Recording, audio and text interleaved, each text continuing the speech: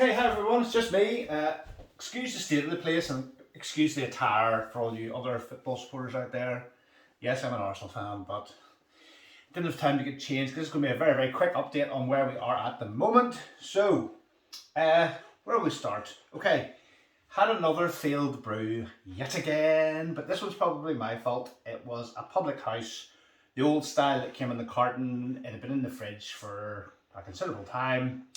And I thought I would get it on in the blue pint or two. I got a brand new tap. Thought I would stick it on, and yeah, it didn't go at all. There was a bit of yeast growth, but no, I've just chucked that down the sink, and it's definitely not Pinter's fault. Put it into me. It's well out of date. Thought I would see. So if you do have the old carton types, if there's any in there, get them on quickly, and if they fail, it's just the way of things, but hey ho. So, onwards and upwards. So we're going to do a couple of taste tests for you guys, and also then I'm going to, I've put in, this is actually a good thing, the new bicarbonate of soda, whatever the sterilization stuff is they use, seems to have been much improved, that if you use hot water, it fizzes up and dissolves really, really well, which is fantastic. No gritty bits in your pint or tap that you have to try and avoid. And yeah, it fizzes up nicely. I like it. Good improvement, that. I also like the new packaging. Hopefully the contents of said packaging are just as good. And there's a nice little scissor mark across the top, just in case anybody doesn't know how to cut open a pint or pouch. So, what we're going to do is, I'm going to sanitize the blue pinter because I don't obviously know the reasons why it failed. It just did. There could have been some sort of bacterial contamination. There could have been contamination at the start. Who knows, but we don't obviously want to brew that into our next Big Mouth Remixed from the Yeasty Boys. So I'm looking forward to tasting that again after the last launch. So we're going to leave the sanitizer in there for quite a while this time. Make sure plenty of it is flushed through both the PRV and the hopper port, as well as the brand new tap, which hopefully I haven't contaminated as well. Going to flush that all through considerably, and then get on Big Mouth Remixed. Whilst we're talking about remixed versions, in this particular pint or two, this also has a brand new whatever the tap is called, whatever Ralph decided to call it.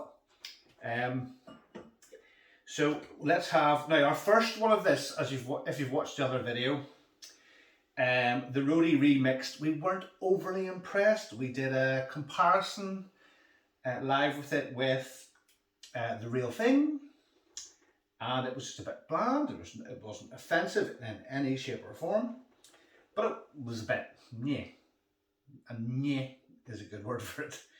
You guys have seen comments on Facebook that it was a bit yeah. So we tried again. This time, as you can see, that's a lot healthier. Good carbonation. I kept an eye. To be truthful, I watched it a lot closer this time. Made sure that the PRV kept the pressure up, because obviously I wanted it to be carbonated when it went to condition. So that is much more like the thing, because the other one was a bit flat, a bit yeah. So this is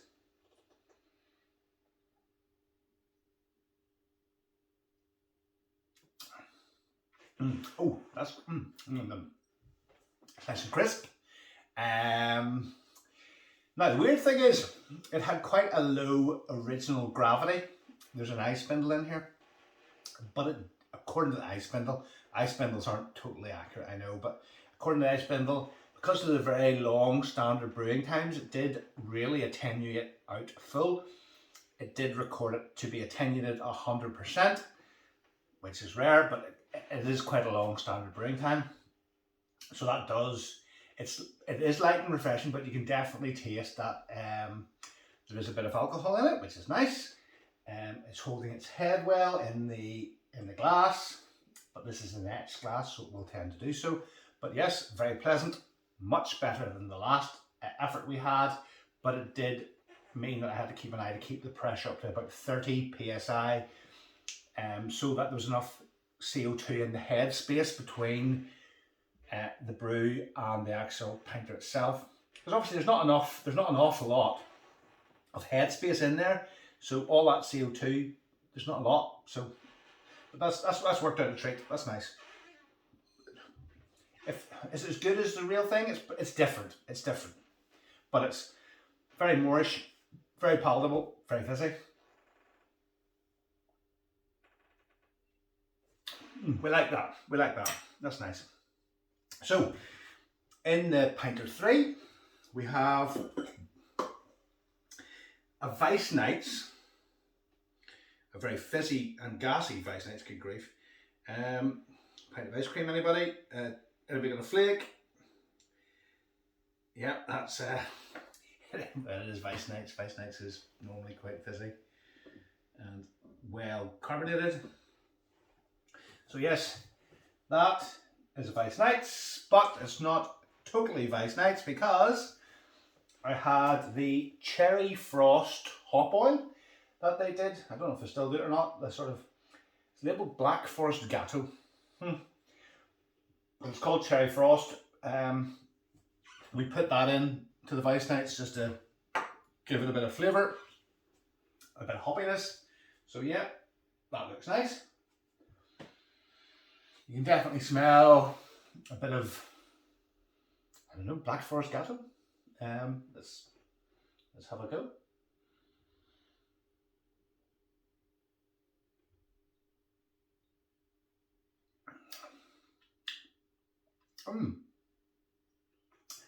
Oh, this could be an enjoyable evening. Although I am heading off to see my son tomorrow. He's at Leiden University, so I'm heading off tomorrow to go over and see him. I promised I would, so I'm going to go over. But that's, I could be nursing a little bit of a hangover come our trip to Leiden tomorrow, but no, that's actually very pleasant. I mean, obviously you can add these separate single buy hop oils to whatever you fancy, but that is P3's done a good job on that. It's weird though, because in the glass it doesn't fizz as much as the likes of that. It's just slightly thicker in consistency, but I mean, it's got a good head on it, so yeah, very pleasant.